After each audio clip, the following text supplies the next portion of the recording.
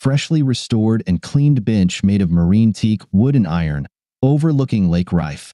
In happier times, during countless visits here, he and his family used to swim in the lake. He examined the freshly polished brass plaque on the bench, donated by the Edmonds family from Mossy Rock in memory of our beloved grandfather, Kenneth Edmonds. This bench is for everyone to enjoy the beauty of the area he loved so much. As a native of this place, Lewis read the inscription and let out a brief, sharp, and bitter laugh. He knew why old Kenneth loved this spot, especially this lookout where the bench was strategically placed in his honor. From this spot, Kenneth would often sit and gaze wistfully at the crystal-clear blue water that had submerged his childhood home several decades ago when the Tacoma City Light Company built the Mossy Rock Dam to generate electricity for the city.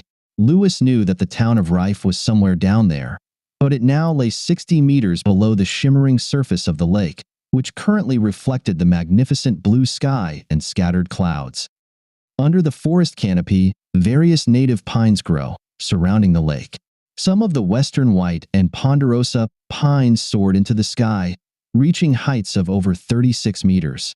In his childhood, Lewis always dreamed of climbing to the top of one of them to see if he could touch the endless sky. He had a cherished memory of his late father. Once, when he was a small boy, he and his father lay on their backs by the lake, resting. Their old bamboo fishing rods were propped against a tree, set for salmon, which thrived in these waters. They looked up at the sky, admiring the astonishing work of nature while resting. He told his father about his desire to climb to the top of one of the pines. His father remained silent for a few minutes, not even acknowledging Lewis's statement. Just when Lewis thought that his father must have missed his words entirely, he started humming a line from a song. "Forgive me while I kiss the sky." His father was a terrible singer. He couldn't carry a tune to save his life, but that never stopped him from singing. As his father's voice repeated the line, teenage Lewis glanced around awkwardly, praying that no one else would witness the singing. However, in adulthood, that moment became a fond and indelible memory. Both of Lewis's parents were lost to cancer when he was still very young. That fact, along with his understanding of genetics, became one of the reasons for this meeting. Life is too short. Now Lewis's attention was drawn to the lake itself. Nearly 23 miles long, it was so deep that no light could penetrate the darkness enveloping the once bustling, tight-knit community of Rife. The darkness hid all traces of its existence, as it would never again be visible in the light. Lewis considered this a fitting metaphor for his marriage. To any passerby unfamiliar with the nightmare that Lewis had been living in recent times, it might have seemed like he was peacefully soaking in the solitary beauty of the warm autumn weather that occasionally visited the Pacific Northwest. The locals still refer to this phenomenon, despite its current political incorrectness, as Indian summer. When it arrives, there is no more beautiful time or place on earth. It almost makes the 9 long months of dreary rain seem bearable. Although Lewis appeared calm on the outside, inside he was in turmoil. He had to go through this nightmare alone. He was an only child, and he didn't have many friends outside of the fire station. Lewis couldn't talk to any of the guys at the station about his problems, because, unlike how they are portrayed on television, firefighters don't spend all their free time sharing their fears and emotions or discussing intimate moments with their comrades. No one dares show weakness in front of others, fearing that they might lose trust. Their lives depend on each other. Even a moment of hesitation, caused by uncertainty about whether they can trust someone to act correctly in extreme situations, could prove fatal. No, in this, Lewis was completely alone. He had deliberately arrived earlier because, truth be told, he was counting on the healing power of his beloved lake and the magical natural balm of nature to help him get through this meeting, requested by his soon-to-be ex-wife. She actually demanded it, and his lawyer said it would be in his best interest to grant the request. "It will look good in family court," his lawyer advised. Besides, his lawyer was increasingly frustrated by Blaine's constant attempts to create obstacles to delay the inevitable. Lewis couldn't understand why Blaine continued to insist that their marriage could survive her madness. She wanted her lawyer to demand mandatory counseling. It didn't matter to her that, in the state of Washington, a family court judge couldn't order it. Both lawyers had tried in vain to reason with Blaine, but to no avail. Lewis thought that Blaine definitely needed some kind of therapy, but that was no longer his concern. Well, he sighed to himself, today it will all end anyway. Blaine might have requested the meeting, but Lewis insisted on the location. He knew that the summer crowds were now just a distant memory, so most likely, the place would be theirs alone. This meeting would not go the way Blaine expected. He cast a brief glance at his watch. She was supposed to arrive in a few minutes, but he knew he actually had plenty of time. On the one hand, Blaine would have to drive a considerable distance on Highway 12, which she absolutely hated. She was never on time for anything, including their wedding. She was an hour late for that. He let out the same cynical chuckle as the memory of it quickly came to mind. He thought he should have left the church after the 20-minute delay, as his best man had jokingly suggested more than 13 years ago. But he quickly dismissed the thought. The truth was, the first 12.5 years of his marriage to Blaine had been like a perfect dream. Lewis loved his two daughters, Rainier and Lacey, more than life itself. Rain, as she was called, was a daddy's girl through and through. She was already studying and preparing to become a firefighter, just like her adored father. On the other hand, Lacey was a mini-me of his wife. For Lewis, this was just one of many challenges. Family courts don't like to separate children from their parents. This, along with the fact that in Washington state family law, there is no set age allowing a child under 18 to choose which parent to live with during a divorce. However, according to his lawyer, not all hope was lost. Despite the difficulty, Washington's divorce and child custody laws allow a husband and wife to jointly present a parenting plan to the court. If the judge finds the plan detailed, comprehensive, and financially fair for the children, they usually sign it without changes. The trick, his lawyer told him, was to get his wife to agree to the very complicated proposal that Lewis wanted her to accept. Lewis was a realist. Even before his lawyer confirmed it, he understood that his job as a firefighter in the Riverside Fire Authority, known as RFA, would almost certainly prevent him from gaining primary custody of his daughters. The dangerous nature of the job and the rotating work schedule were nearly insurmountable obstacles when considering custody arrangements. It took time and money, lots of money, to develop the plan he put into action. He closed his eyes and mentally returned to that awful day several months ago, when his nightmarish existence began. He still couldn't decide if his current life was an episode of The Twilight Zone or the movie Groundhog Day. His reality was both surreal and horrifyingly repetitive. "Lewis, honey, can we talk in the living room? Please?" He had just finished his pleasant nightly ritual of putting the girls to bed in their shared bedroom when he heard her voice. Though he needed sleep, as his next 24-hour shift started early the next morning, he was eager to talk to his wife. He hoped Blaine wanted to continue discussing their shared desire to buy their own house. The four of them lived in a rented 3-bedroom apartment, and they were both eager to finally purchase a home of their own now that their careers were secure. They had agreed that it would be much better to raise their daughters in their own home, as it provided more stability. On his way to the living room, he stopped by the kitchen and grabbed a bottle of water from the fridge. He sank down onto the worn-out sofa, inherited from his parents, and turned toward Blaine, crossing his right leg over his left so he was facing her. For a moment, he gently tousled her loose blonde hair, which always covered her ear, then carefully tucked it behind her ear and rested his hand on her shoulder. "How are you, honey?" he asked. After that, he remembered very little.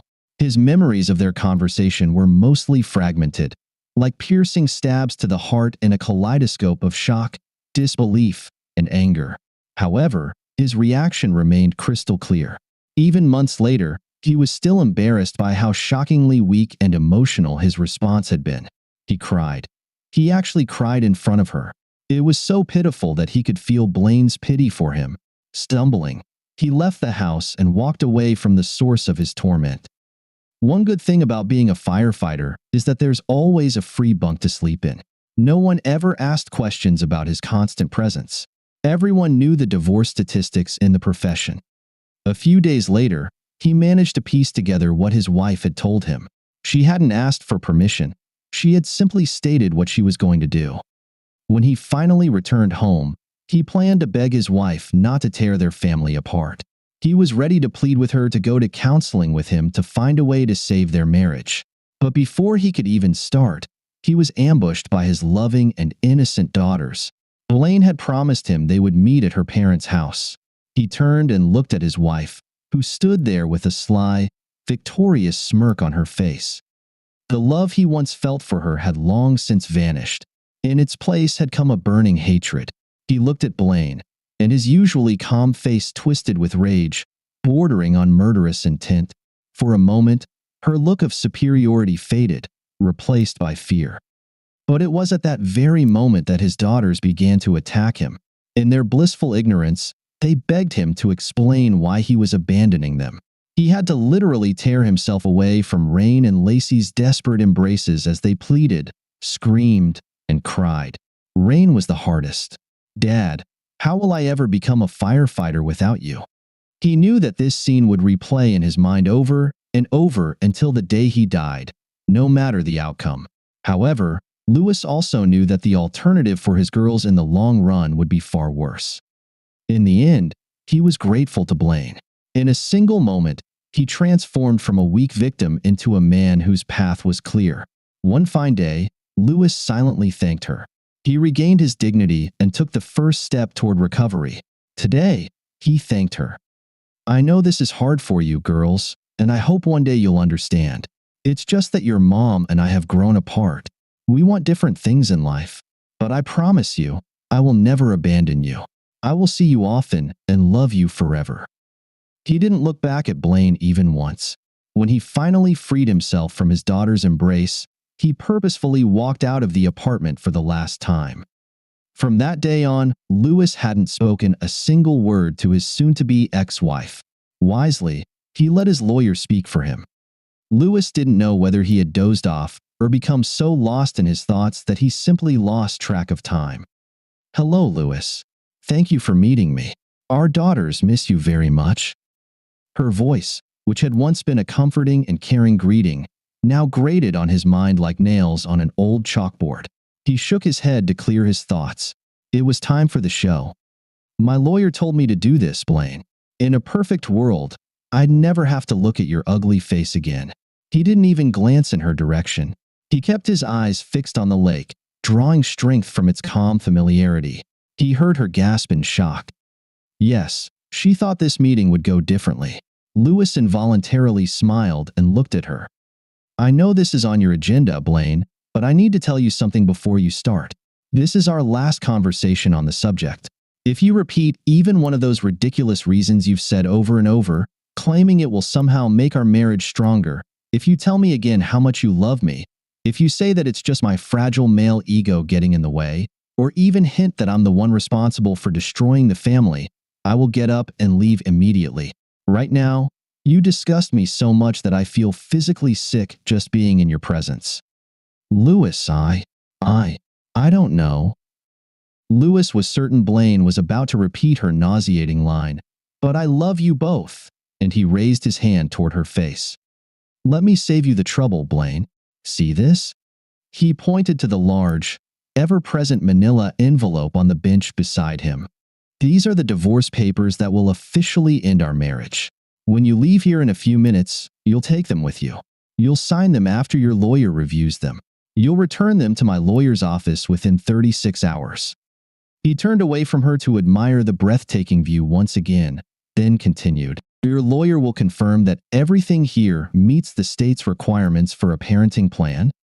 But I don't want a cheating wife, so in the end, we're both getting a divorce. Now pay attention, because this is important." Lewis sighed in frustration, though deep down he knew Blaine would make things even more complicated than they needed to be. "The parenting plan is what the family court focuses on the most. What I'm proposing is fair. We don't have many savings, so everything else will be split equally. You'll have custody of the girls." "What? You're not going to fight me for that?" Blaine scoffed. "Of course not. The girls need their mother, and despite being a lousy wife, you've been a decent mother, so no. And you'll keep the apartment, so the girls won't have to change schools or make new friends. I'll cover half the housing costs and pay more than the minimum required for child support. I'll also have plenty of visitation with my girls. It's all outlined here." At that moment, a flood of emotions rushed through Blaine's mind. She felt surprised, relieved, and disappointed all at once. She had hoped that Lewis's love for their daughters would keep him at home and save their marriage. It was in that moment that Blaine began to realize what she had truly lost, and she started crying in earnest. "Listen, Blaine, the reality is that with my work schedule and the risks involved in my job, I know I don't stand a chance at getting custody of the girls. Even if you were having sex with the entire football team on the 50-yard line during halftime of a playoff game, it wouldn't change that fact. But Lewis, can't we?" "Don't interrupt, Blaine. We're getting to the most important part. You should pay very, very close attention to what comes next." He squinted impatiently at her, pulled a thick, letter-sized envelope from his pocket, and handed it to her. She opened it and began to glance through its contents. "As I said, if the divorce papers aren't signed and on my lawyer's desk exactly as written within 36 hours, every member of your family, your colleagues, your manager, and everyone else you've ever known will receive a copy of what's inside. This is your copy. It's a detailed, vivid report of what you did to end our marriage. And, more importantly, it includes a record of what you demanded I accept to continue our marriage." It had been expensive, but it was worth every penny Lewis spent to obtain the investigator's report. "I will also make sure that my daughters know exactly how and why their family was destroyed." Blaine was visibly shocked by what she saw. She couldn't believe it was true. No, it had to be a lie. Her lover couldn't be that kind of person. Lewis must be lying. To be honest, Lewis wasn't sure he had the courage to go through with it, knowing it would hurt his daughters deeply. But then again, he didn't think he would actually have to resort to this nuclear option. Besides, it could land him in jail and cost him his job. Adult content laws and retaliation were a two-pronged stick. He also hoped that her lover was exactly who Lewis thought he was. And most importantly, that Blaine was just as subservient and gullible as she seemed to be to that bastard. "The key here, Blaine, is that the papers must be signed exactly as I propose. If your lawyer calls mine and says, 'my client and I,' or if even a single comma, period, or semicolon is changed, the gloves come off, and your entire world will know what a piece of trash you really are." Blaine, deeply shaken, continued flipping through the investigator's report. All she could manage were incoherent sounds, sniffling and crying throughout Lewis's monologue, shaking her head in disbelief. This wasn't supposed to happen this way. Why couldn't Lewis understand?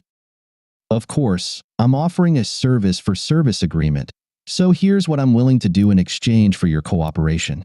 I promise I will never speak badly of you or blame you for the breakup of our family in the eyes of my daughters. I'll even be polite to your boyfriend if we end up together at one of the girls' events. Hell, I'll even shake his slimy hand if I have to. In every way, I'll act politely and civilly, as if we just amicably decided to part ways. I'll do the same with every one of your relatives and friends. I'll even babysit the kids if you and Mr. Slippery want to take a last-minute weekend trip. In short, I'll be the best ex-husband for any cheating wife. Thank you, Lewis, but all of this is so unnecessary. Cha. Stop, Blaine. Never mention that piece of trash's name in my presence. Lewis, he's a good guy. He's not. No, Blaine, he's not. Damn it, let's get to the point. Whose idea was it to tell me about your relationship? His idea, Lewis. He said it wasn't right to deceive someone as good as you. Lewis let out a bitter laugh, cutting Blaine off. Nonsense, Blaine. He did it to make sure he'd get exactly the same reaction from me that you did. Has he already asked when he can move in with you? Her eyes widened along with her mouth. Lewis thought she looked exactly like one of her favorite emojis that she loved to use. Blaine remained silent. She stared at her hands, which were clenched tightly. Her posture was so rigid and fragile that it seemed as though she feared the slightest movement would turn her into a pillar of dust. That's what I thought, Blaine. It's all written in the report you're holding, Lewis said, jabbing his fingers toward the papers in her hands. You're not his first, and you won't be his last. His track record is right there. He's not like that. He really loves me. She spoke so quietly that Lewis had to strain to hear her pitiful words. This brought an understanding smile to his face. He exhaled slowly, and a calming peace washed over him, as if another gentle breeze from his favorite lake had touched his face. It was almost over. He knew he had chosen the right path. He understood there was a risk, but now everything was under control. He was confident that everything would fall into place the way he wanted. His voice softened significantly. "Look at me, Blaine. We're almost done. It's important that you pay very close attention." She looked up at him. Her tear-streaked face was a mask of confusion, ruined mascara, and fear. Her perfect world had been shattered.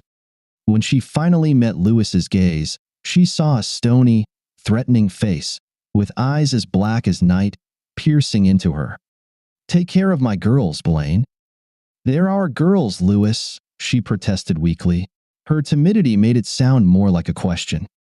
"No, Blaine, they're not. They're my girls. You betrayed them and discarded them, just like you did to me, because you're weak and can't keep your legs closed. I need you to take care of them for me, at least for a couple of years." "What are you talking about?" The scent of her fear was almost tangible. "I will never give them up." "You've already given in. You just haven't realized it yet. Either way, your boyfriend will take care of it," he said with complete seriousness. "Has he already used this line on you?" "Baby, just take a little of this. It'll make our sex so much better. Our lovemaking will be so intense, you can't even imagine.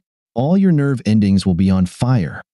Here, just wash it down with a little bit of this." She once again looked shamefully at her hands. "Soon, he'll start sharing you with his friends. Come on, baby, Justin's such a good guy. Don't you want to at least try what it's like to be loved by several men at once?" Blaine slowly shook her head, staring into the distance, muttering, "He won't do that to me. He loves me." "Screw you, Blaine. In a few months, that idiot will be dragging you around his favorite bars." Lewis was on fire. "But here's the good news. I've got a couple more years before I finish the courses necessary to get my bachelor's degree in fire safety. After that, I can apply for the fire marshal position when Frank retires. Then I'll barely have any required hours. That should be right around the time when you start falling apart and burning out. That's when I'll file for full custody. By then, you'll probably be so high that you won't even care." "You're wrong. He's not like that at all. Please, Lewis, I really do love you. I love our family. Why can't you see that?" "No, you're the one who can't see." Lewis growled at her. "You never could. Honestly, I don't think you're capable of loving anyone but yourself. I was just blinded by love for who I thought you were. I was nothing more than a convenient support for you. The girls only reinforced your control over me. When your idiot boyfriend came along with his magic tool, you played right into his hands. You threw your family away like yesterday's spoiled milk." And maybe we could start over?" she suggested with tears in her eyes. "No, Blaine, we can't. There's nothing left to start with. Besides, you won't give him up, because then your failures as a wife, mother, and person would be on full display. No, you'll continue pretending that you and that jerk are happy and in love. You're consciously walking a path of self-destruction because you have no choice. Because if you had a choice, deep down, you would have to admit to yourself what a miserable person you are. If you dared to do a self-assessment, you wouldn't be able to live with what you discovered. Now you have no other option but to live with who you are for the rest of your pathetic life. But if I'm wrong, and you both truly love each other, I'm sure it won't be long before your magical lover starts hinting that the need to take care of the kids is getting in the way. He'll probably start with something like, "Why don't we just let Lewis take them more often?" You won't argue with him because you won't want to give up fantastic sex. That's the same thing you told me when you said I would have to share you with that parasite. If he eventually threatens to leave you after suggesting, persuading, and finally promising that he will go if you don't give the girls to me, well then, you'll be back to square one, right? He smiled at her confusion. "In any case, I will win and you will lose. It's just a matter of time, and I'm a patient guy." Lewis looked out over the azure surface of the lake again. For a moment, the breeze died down. The water was as smooth as glass in a cabinet. It was time to leave. He vowed to himself that he would come back here often with his daughters. His girls liked it here, but that wasn't enough. He wanted them to love this place as much as he did. He stood up, not because he was done with her, but because there was so much adrenaline in his body that his central nervous system wouldn't let him stay still. He needed to discuss one last important detail with her. Lewis awkwardly walked around the bench.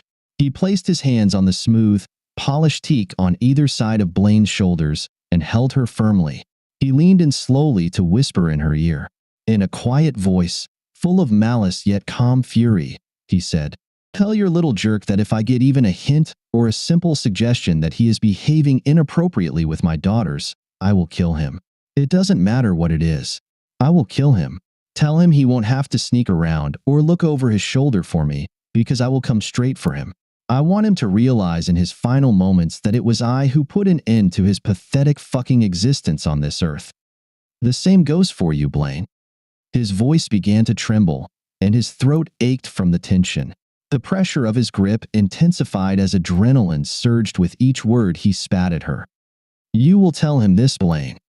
With the last word, a loud crack echoed as the solid would succumb to Lewis's deadly grip. Blaine flinched sharply.